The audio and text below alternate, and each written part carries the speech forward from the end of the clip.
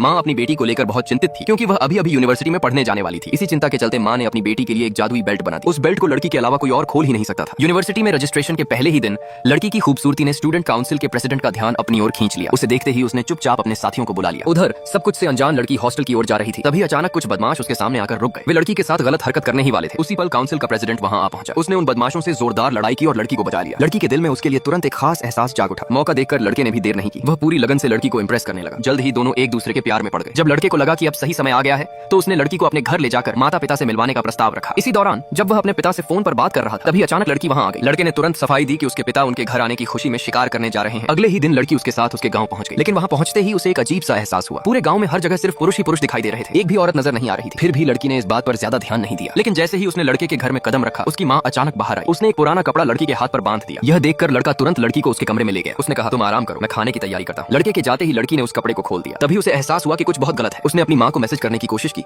लेकिन वहाँ नेटवर्क पूरी तरह बंद था। हैरानी की बात यह थी कि लड़की बिल्कुल भी नहीं घबराई। वह धीमे स्वर में खुद से कुछ बुदबुदाने लगी और पल भर में ही उसका संदेश पहुंच गया। उसी समय लड़का अपने पिता के साथ कमरे में दाखिल हुआ। उसने लड़की से कहा कि उनके गांव में एक रिवाज है, नई दुल्हन को किसी बड़े द्वारा स्नान कराया जाता है। फिर उसने यह भी जोड़ा कि उसकी माँ की तबीयत ठीक नहीं है, इसलिए यह काम उसके पिता को करना होगा। लड़के ने इशारे से अपने पिता को समझाया। पिता ने कहा बुरा मत मानना, ये हमारे रीति रिवाज है। इतना कहकर लड़का मुड़ा और कमरे से बाहर चला गया। लेकिन जैसे ही लड़के का पिता आगे बढ़ने वाला था अचानक दरवाजे के बाहर से जोर की आवाज आई। जिस सच्चाई से वे अनजान थे वह यह थी कि लड़की कोई साधारण इंसान नहीं थी। असल में वह एक प्रार्थना करने वाली मंटिस की आत्मा थी।